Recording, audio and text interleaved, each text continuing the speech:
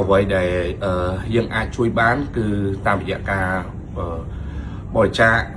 សម្រាប់ជាស្បៀងសម្ភារៈប្រើប្រាស់អ្វីផ្សេងៗជាច្រើនដែលបងប្អូនភាសាគាត់កំពុងតែត្រូវការឥឡូវនេះប្រទេសជាតិយើងគឺកំពុងតែជួបទុក្ខកំពុងតែត្រូវការពួកយើងទាំងអស់គ្នាខ្លាំងមែនតើ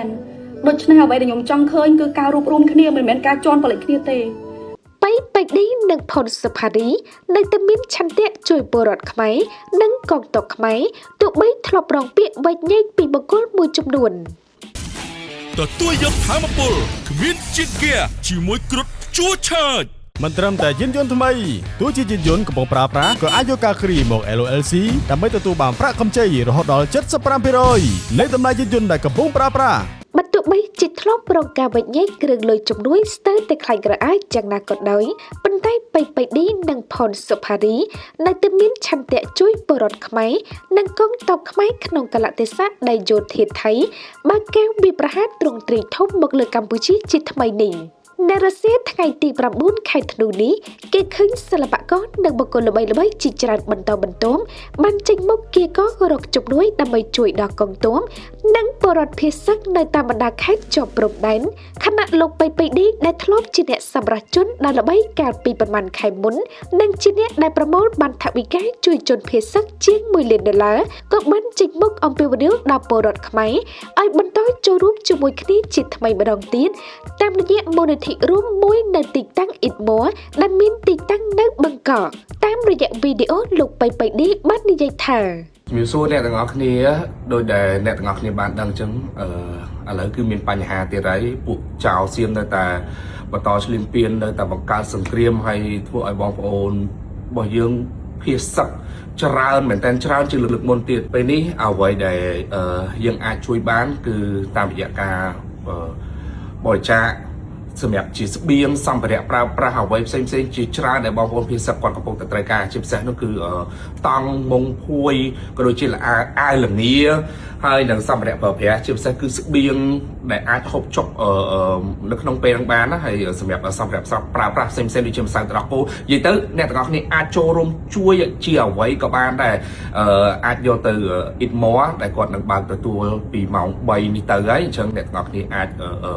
អញ្ជើញទៅបានអាចជួយជាកម្លាំងក៏អាចអញ្ជើញទៅជួយរៀបចំគាត់ដែរព្រោះថាខ្ញុំជឿថាមានបងប្អូនរបស់យើងដែលគាត់មានទឹកចិត្តចង់ជួយទៅដល់បងប្អូនពិសេសនោះគឺច្រើនអញ្ចឹងខ្ញុំគិតថា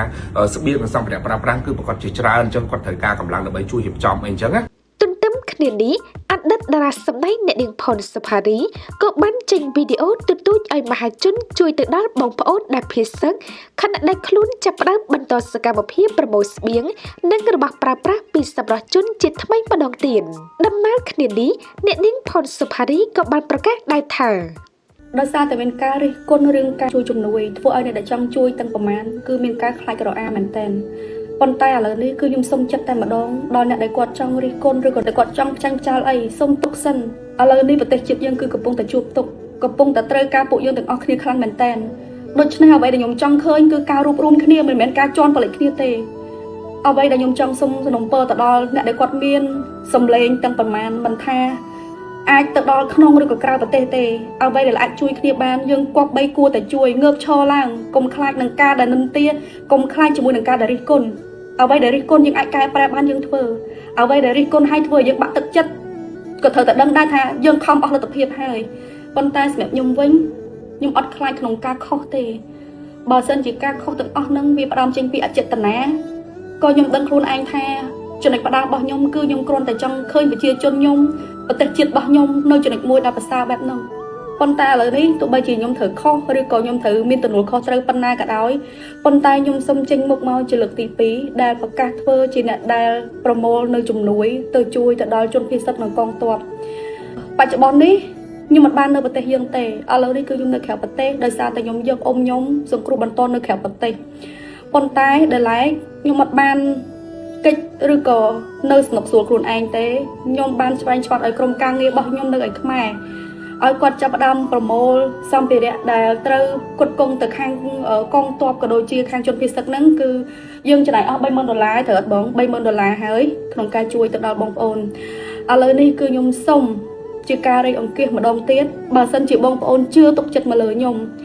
គឺខ្ញុំនឹងចាប់ផ្ដើមយកទឹកប្រាក់ក៏ដូចជាសម្ភារៈផ្សេងដើម្បីយកទៅជួយទៅដល់បងដែលជាជនភៀសសឹកជាច្រើនរយគ្រួសារច្រើនពាន់គ្រួសារទៅតាមកន្លែងផ្សេងគ្នាឲ្យបានគ្រប់គ្រាន់ហើយដល់ឡែកចំពោះលុយមូលនិធិឬក៏ការចំណាយផ្សេងសូមទុកចិត្តខ្ញុំអត់ឲ្យបាត់សូម្បីតែមួយកាក់មួយសេនបើសិនជាបងប្អូនធ្លាប់តាមដានក៏ដូចជាឃើញរាល់ការផុសរបស់ខ្ញុំពីមុនបងប្អូននឹងដឹងហើយថាសូម្បីតែទិញសលៃមកកញ្ចប់ឬក៏ធុកមុខម្ដុំក៏ខ្ញុំបាត់ដាក់នៅក្នុងរបាយការណ៍ដែរបើសិនជាខ្ញុំចង់ធ្វើតែឯងក៏ខ្ញុំធ្វើបានដែរប៉ុន្តែដោយសារតែកម្លាំងចិត្តជាច្រើនដែលឆាត់មកសួរខ្ញុំតែខ្ញុំនៅក្រៅប្រទេសក៏ដោយឆាត់សួរបងឯងប្រមូលទៀតទៅបងឯងធ្វើទៀតទៅបើសិនជាបងឯងសូម្បីតែបងឯងក៏ខ្លាចដែរចុះអ្នកដែលត្រូវការប្រកបតើគាត់នឹងបានអីមិនមែនថាត្រូវតែខ្វះខាតឬក៏គ្រប់គ្រាន់យើងអត់ដឹងទេប៉ុន្តែអ្វីដែលសំខាន់ជួយគ្នាសិនអញ្ចឹងឥឡូវនេះដំបូងគឺខ្ញុំបើកជាមូលនិធិដើម្បីរៃអង្គាសថវិកាសិនហើយជាក់ស្ដែងនៅខ្មែរនោះគឺខ្ញុំកំពុងតែរៀបចំនៅទីតាំងប្រមូលស្បៀងឬក៏ដូចជារបស់របរប្រើប្រាស់ផ្សេង